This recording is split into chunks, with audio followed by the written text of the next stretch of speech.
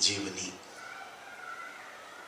दादा भगवान योगियों के साथ मैथेरन जा रहे थे। 2 दिन की बात थी। भगवान जी भी साथ चले गए। जब वापस आए तो देखा घर के दरवाजे पर एक मोटा ताला लगा हुआ था। भगवान जी कुछ क्षण वहीं सोच में खड़े हो गए। कौन अपना है? क्या यही है जिन्हें खून के रिश्तेदार कहा जाता है? भगवान जी ने सोचा इसमें भी निराकार की कृपा है। अब क्या किया जाए? भगवान जी नीचे की मंजिल पर आए।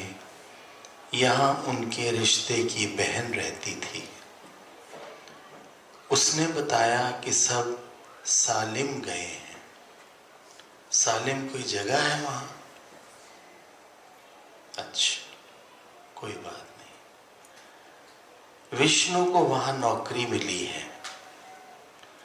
एक पेटी छोड़ गए हैं जिसमें भगवान जी की 2 साड़ियाँ और जरूरत का सामान था। बहन ने भगवान जी से पूछा, अब तू कहाँ रहेगी? भगवान जी तो आर्टिस्ट थे। भगवान जी, तुम भी तो आर्टिस्ट हो कि नहीं हो? जो आर्टिस्ट है वो हैंड रेज करे।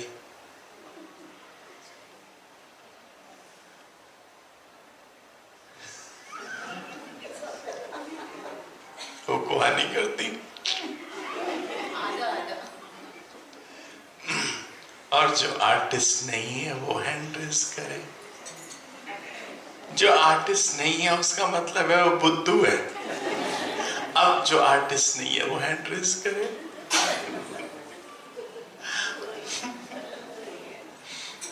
ठीक।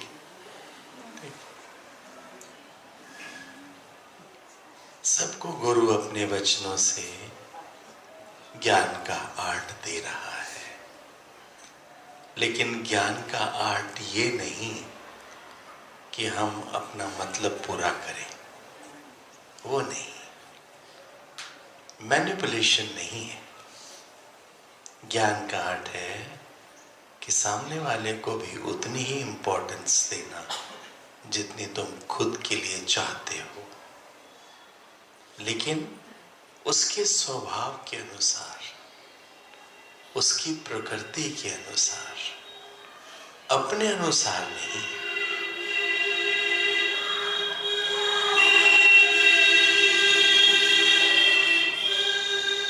Happy Holi to everyone.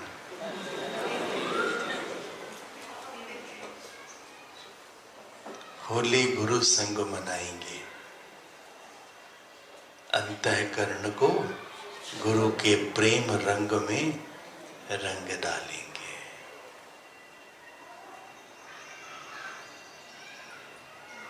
ज्ञानियों की होली अंदर की होती है, बाहर की नहीं। ज्ञानियों की होली अंदर की होती है, बाहर की नहीं। संतों के साथ बैठकर सतगुरु महिमा गाने का इतना बड़ा और इतना सुंदर अवसर मिला। इससे खूबसूरत होली और क्या होगी।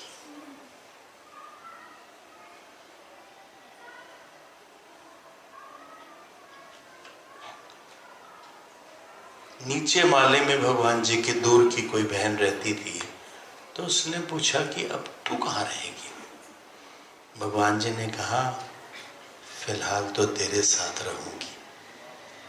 जब कोई रास्ता ही नहीं है, फिलहाल तो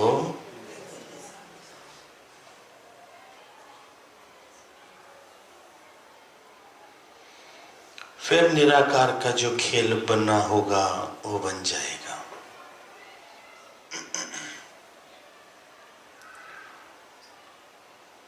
भगवान जी यहाँ 4 दिन रहे।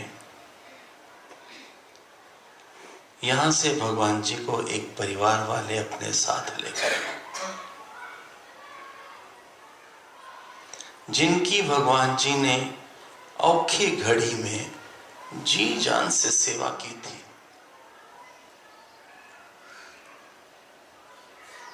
हम लोगों को कोई ऐसा अनुभव नहीं है जीवन में ऐसा, लेकिन जो पैगंबर होते हैं उनके जीवन काल में ऐसी कई अलौकिक घटनाएं घटती हैं, क्योंकि निराकार ब्रह्म ज्ञानी को कभी कष्ट में नहीं आने देता। बस एक ही बात है कि ध्यान अपने सतगुरु में ही होना चाहिए।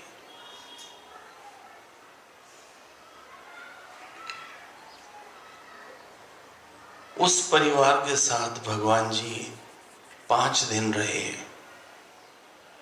दादा भगवान ने शरणागति बिल्डिंग में अपने एक दोस्त के लिए 2 कमरे का एक फ्लैट खरीद रखा था। भगवान जी की अर्जेंट जरूरत को देखकर एक कमरा भगवान जी को रहने के लिए दे दिया। क्योंकि फ्लैट का किराया ज्यादा था, इसलिए दादा ने पीछे वाला कमरा एक औरत को भाड़े पे दे दिया, जिससे भगवान जी का किराया आधा हो जाए।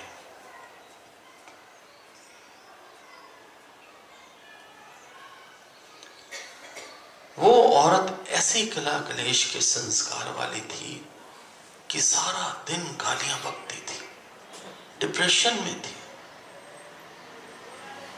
हरदम अशांत, हरदम चिल्लाना, कलपती रहती थी। भगवान जी के पास योगी आते सत्संग के लिए, उन्हें भी गालियां देती रहती। तुम्हारे संतों को कोई ऐसे गाली देवे तो तुम्हारे दिल पर क्या लगेगा।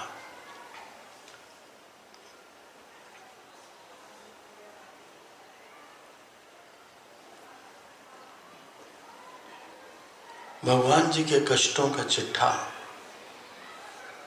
देखकर रोंगटे खड़े हो जाते हैं, और तब हमें अपने कष्ट बहुत छोटे लगने लगते हैं।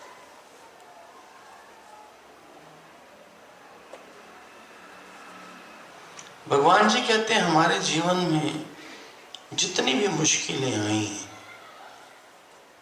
तो उन मुश्किलों ने हमें और स्ट्रॉन्ग पिलर बना दिया और सेल्फ के आधार पर खड़ा किया। जितनी भी बड़ी लहर आती थी,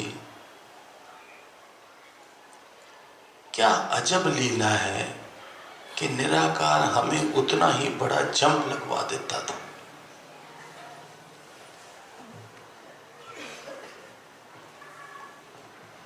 और हम उस मुसीबत से, उस लहर से पार हो जाते हैं।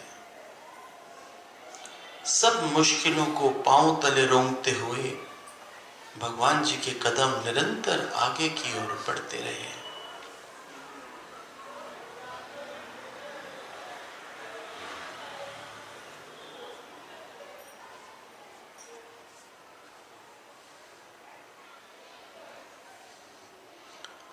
भगवान जी का शुरू से यही नारा रहा है कि रुकना तेरा काम नहीं, चलना मेरी शान। भगवान जी का शुरू से ये नारा रहा है कि रुकना मेरा काम नहीं, चलना तेरी शान। दादा भगवान ने भगवान जी को अपने समूचे ज्ञान का वारिस कर लिया था। कोई ऐसा होता है जैसे नानक को लेना मिला, ऐसा होता है। ऐसे दादा भगवान को हमारे सतगुरु देव मिले। गुरु भी रह नहीं पाता उसको दिए बगैर, उस पर अपना सर्वस्व लुटाए बगैर। ये सारी लायकी की बात है।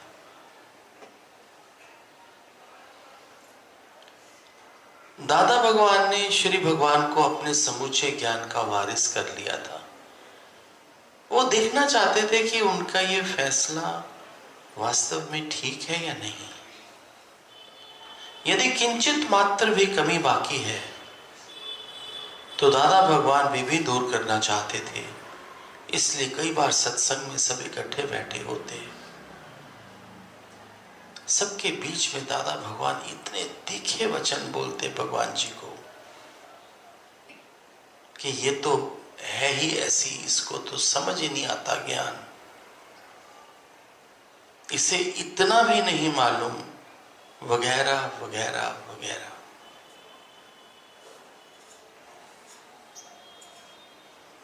सुषमा को जरा सा बोला, 3 दिन मुंह सड़ा के यहां घूमती रही।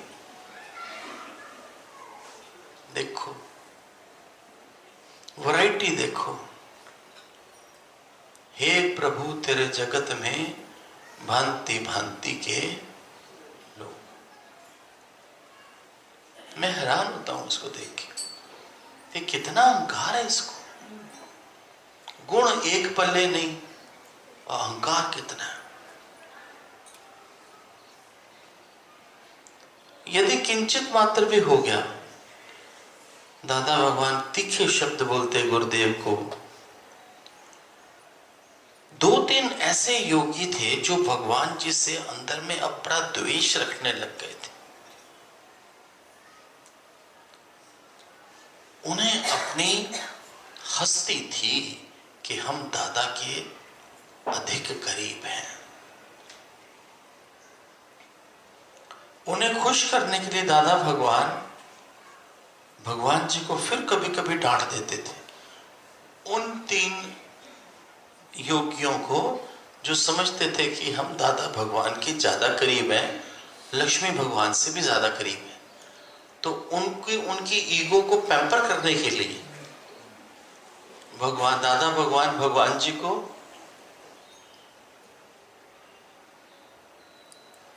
बाहर से यूं और अंदर से, सिर्फ भगवान को पता था। लीला लीलाधारी की होती है, इसको कोई जान नहीं सकता, क्योंकि पैगंबर अपनी माया लेके अवतरित होता है।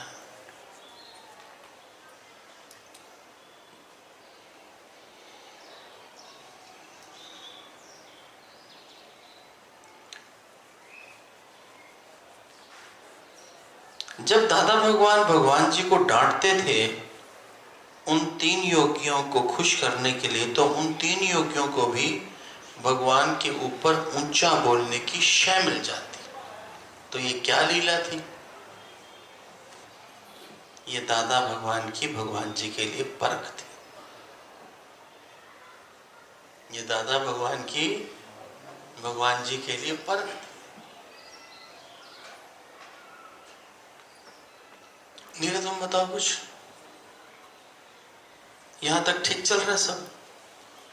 आगे शुरू कर ले, मतलब आगे कंटिन्यू करें? ठीक, कुछ ना सही लगाओ तो बताओ। सैलेड बना रही हो? दीवानी हो गई है ये सैलेड बनाने के लिए। इसको पता नहीं कहां से एक शक पड़ गया कि मैं अच्छा सैलेड बनाती हूँ। जब देखो सैलेड ही बनाती रहती है। इडली के साथ भी सैलेड देगी तुम्हें।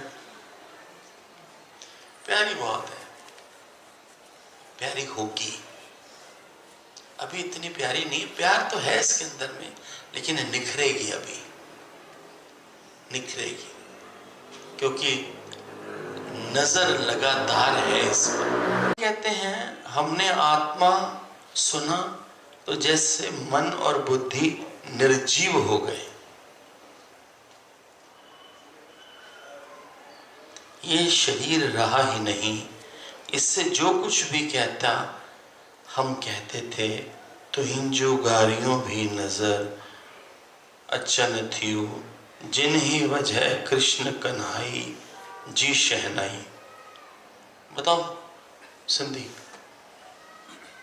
ना समझ में आया, बताओ। माइक दो, बिना माइक के थोड़ी मनीषा बोलती है, क्या करते हो तुम? भगवान जी ने यही बोला कि हर एक बात में मेरे को कृष्ण कन्हैया की मुरली सुनाई देती है। किसी के शब्द हो या एक्शन हो, मुझे वही मुरली सुनाई देती है। बहुत सुंदर। आगे फिर उसको ट्रांसलेट किया कि आपकी गालियां मुझे देखने में ऐसा लगता है जैसे श्री कृष्ण की बंसरी बज रही है। हम किसी का शब्द नहीं लेते और ना ही मुख से कोई शब्द देते हैं, ये बड़ा इंपॉर्टेंट है। हम किसी का शब्द नहीं लेते और ना ही मुख से किसी को कोई शब्द देते हैं, ये ज्ञान का एक पड़ाव है।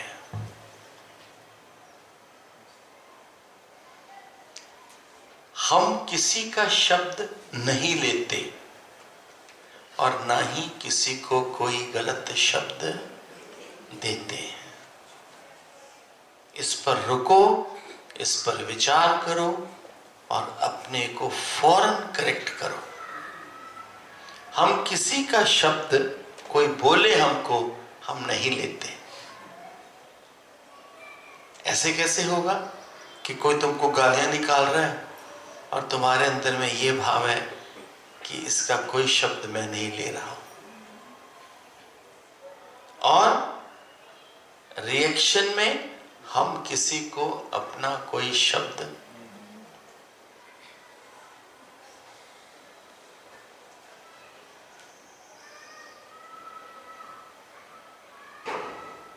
सुमित, आपके साथ जो माता जी बैठे कहां से आए? अच्छा, वो अच्छा, ठीक, बैठो।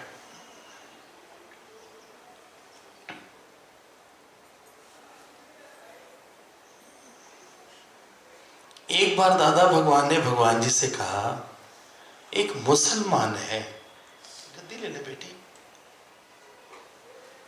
तू सारा थैला पीछे रखा ही।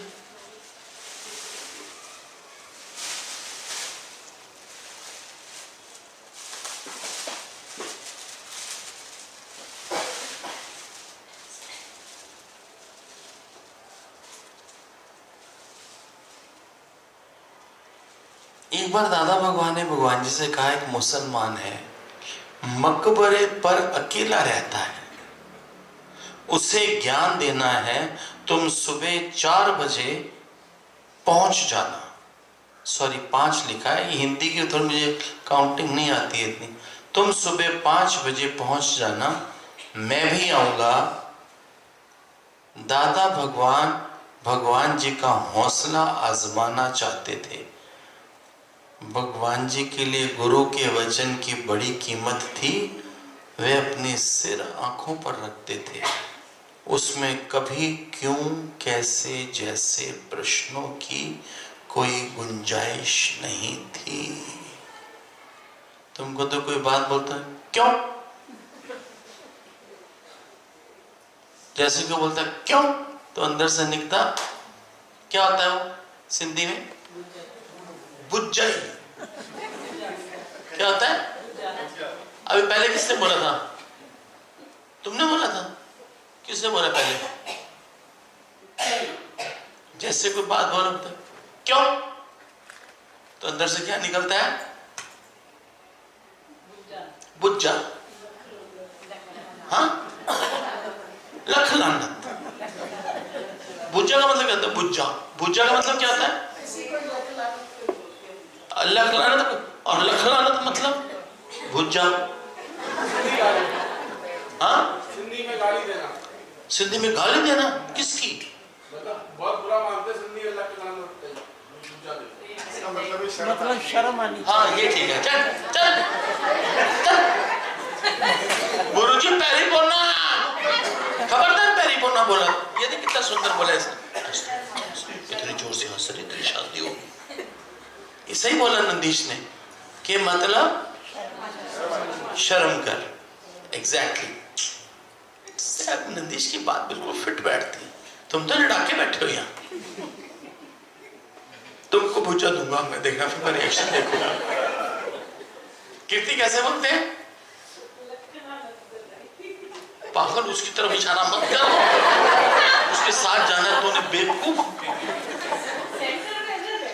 अच्छा, मतलब तूने सेंटर में थी और उसको छू गई सेंटर से फिर। और दूसरा वर्ड क्या था जो पहले तूने बोला था? बुझा। बुझा के बुझा? बुझा। ओके।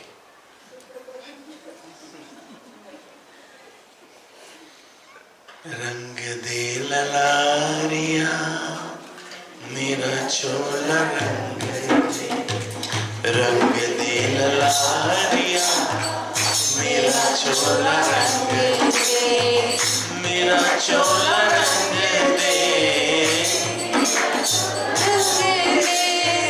मेरा चोला रंग दे, मेरा चोला रंग दे, मेरा चोला रंग दे, मेरा चोला रंग दे, मेरा चोला रंग दे, हो रंग दे ललारिया मेरा चोला रंग दे, रंग दे ललारिया मेरा चोला रंग दे, मेरा चोला रंग दे, मेरा चोला रंग दे, मेरा चोला रंग दे, मेरा चोला रंग दे, ओ रंग दे ललारिया मेरा चोला रंग दे, रंग दे ललारिया मेरा चोला रंग दे। एक बार दादा भगवान ने भगवान जी से कहा, एक मुसलमान है मकबरे पर अकेला रहता है, उसे ज्ञान देना है, तुम सुबह 5 बजे उठ जाना, मैं भी आऊंगा। दादा भगवान जी का हौसला आजमाना चाहते थे।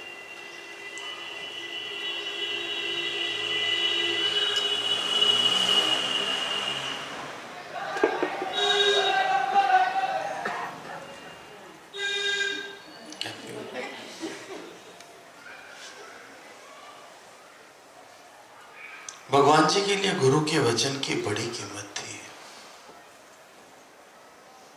वे अपने सिर आंखों पर रखते थे, उसमें क्यों और कैसे जैसे प्रश्नों की कोई गुंजाइश ही नहीं थी। भगवान जी कहते, हमने बड़े से बड़ा सौदा कर लिया था कि गुरु जी मुझे अपने जैसा बनाओ। भगवान जी कहते हैं, हमने बड़े से बड़ा सौदा कर लिया था कि गुरुजी मुझे अपने जैसा बनाओ। वाह वाह। तो इसमें कितना भी ऊंच नीच आया, हम मैदान छोड़कर कभी नहीं भागे। हमने कहा अब जो होगा वो देखा जाएगा। अगले दिन सुबह 5 बजे भगवान जी अपने घर से निकल पड़े। 5 ही निकल पड़े। मकबरा शहर की आबादी से दूर सुनसान जगह में था और रास्ता भी खौफनाक था। सर्दी के दिन थे, पौ भी नहीं फटी थी, चारों ओर अंधकार ही अंधकार था। इस दृश्य की कल्पना से रोंगटे खड़े हो जाते हैं। दादा भगवान को क्षमा करें, भगवान जी को दादा भगवान के शब्द याद थे कि जिसका साथी है भगवान, उसका क्या करेगा आंधी और तूफान। कोई और होता तो भय से कांपने लगता और घर की तरफ जल्दी दौड़कर वापस चला जाता। भगवान जी में अंदरूनी शक्ति थी, आत्मबल था। वे मकबरे पर पहुंचे, वहां एक मुसलमान बैठा था। भगवान जी को देखकर खड़ा हो गया। इतने में दादा भगवान भी आ गए। दादा भगवान ने कहा, ये ज्ञान सुनना चाहते हैं, तुम इसे ज्ञान सुनाओ। भगवान जी ने ज्ञान सुनाना शुरू किया। इस बीच दादा भगवान उठे और भगवान जी को बिना बताए, बिना इशारा किए न जाने किस दिशा में गायब हो गए। भगवान जी को फिर से खौफनाक रास्ते से अकेले ही आना पड़ा। दादा भगवान ने भगवान जी की बहुत परीक्षा ली। भगवान जी कहते हैं, दुनिया वाले चाहते हैं कि तुम डरपोक बन जाओ, हम डराएं और तुम डर जाओ, पर सिर्फ गुरु ही तुम्हें शेर बनाता है। दादा भगवान ये देखना चाहते थे, इसने मोह वालों का आधार तो छोड़ दिया, पर अपने कितने आधार में है या गुरु का आधार कितना पकड़ा है। पर भगवान जी हर परीक्षा में पास होते। ये देखकर दादा भगवान को प्रसन्नता होती थी। दादा भगवान कहते, तुम परख कर पक्का मटका खरीदते हो ना, कच्चा मटका किस काम का। भगवान जी के शब्द हैं, जियन बकरा कटे कसाई।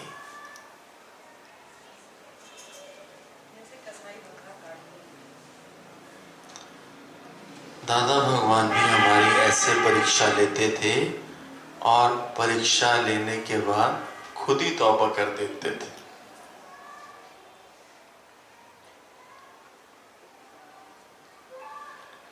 भगवान जी कहते हैं, ब्रह्म ज्ञान सुनने से कोई ब्रह्म ज्ञानी नहीं हो जाता।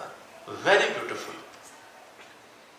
भगवान जी कहते हैं, ब्रह्म ज्ञान सुनने से कोई ब्रह्म ज्ञानी नहीं हो जाता, उसके लिए कड़ी तपस्या से गुजरना पड़ता है।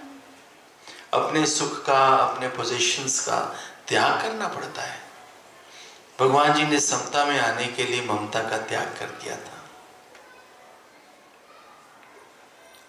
सब अलग अलग कांटों के ताज भगवान जी को पहनाते थे, सुए लगाते थे, पर भगवान जी के मुख से कभी शिकन भी नहीं निकली।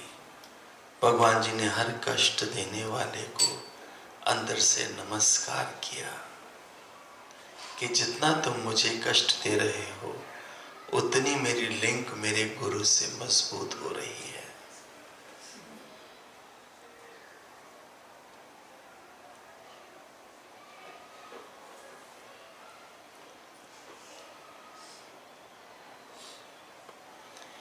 एक दिन दादा भगवान ने भगवान जी को पूछा, तेरे में कितनी हिम्मत है। भगवान जी ने तुरंत जवाब दिया, बहुत हिम्मत है दादा। दादा भगवान ने कहा, भरे बाजार में मेरे साथ तू पैदल चल सकेगी। उन दिनों में ये बहुत मुश्किल बात थी। वहां दुकानों में व्यापारी बाहर बैठे रहते हैं, देखेंगे तो कुछ भी कह डालेंगे। भगवान जी ने निर्भय होकर कहा, मुझे चिंता नहीं है। पर्दे का जमाना था, स्त्रियों पर बहुत पाबंदियां थी। बाजार में सबने आंखें फाड़ फाड़ कर देखा, सभी खामोश रहे। दूसरे दिन समाज के ठेकेदारों ने पंचायत बुला डाली। उसमें भगवान जी को भी बुलाया गया। कई सवालों के जवाब तलब किए गए। भगवान जी कहते हैं, एग्रेसर बन के हमने एक शब्द भी नहीं कहा, लेकिन अपने डिफेंस में युद्ध भी करना पड़ा तो हमने युद्ध करा। हम किसी को जीवन में तंग नहीं करेंगे, लेकिन खुद के ऊपर भी हम जुल्म नहीं बर्दाश्त करेंगे। भगवान जी ने निर्भयता से सबके सामने कहा, सारी पंचायत के सामने, जुआ खेलना, शराब पीना, पराई स्त्री के साथ संबंध बनाना, ये सब गलत बातें हैं। मेरे गुरु में इनमें से एक भी दोष नहीं है। दादा मेरा सतगुरु आम मनुष्य नहीं है, वो पैगंबर है, वो परमात्मा का एम्बेसडर बन के आया है। वे मुझे ज्ञान सुनाते हैं और मैं ज्ञान सुनने जाती हूँ। दादा भगवान के साथ मेरा सिर्फ इतना ही रिश्ता है और ये गलत बात नहीं है। भगवान जी की आवाज़ में इतनी सच्चाई थी कि पंचायत में सभी लाजवाब हो गए। भगवान जी कहते हैं जो देह में है वो झूठ में है, जो सत्य को पकड़े बैठा है उसे डरने की कभी आवश्यकता नहीं। सत्य की हमेशा जय होती है। जिसके मन में पाप है वो अंधेरे में कर्म करेगा, पर जो सच्चा है वो सीना तान कर बीच बाजार में चलेगा। दादा भगवान कहते हैं 4 आना मेरा ज्ञान है, बाकी 12 आना तुम्हें प्रकृति पक्का कराएगी। एक बात बताओ, जीवनी तो अभी बहुत बड़ी है, तो अब कब मिलना है यहाँ पे? नहीं, इनसे पूछो, तुम रुको ना, तुम रुको। होली खेलनी है, इन्होंने रंग लेके आए अपने घर से, पिचकारियां लेके आई हैं, पानी वाले गुब्बारे भी देखे मैंने किसी के पास। होली कैसे खेलनी है?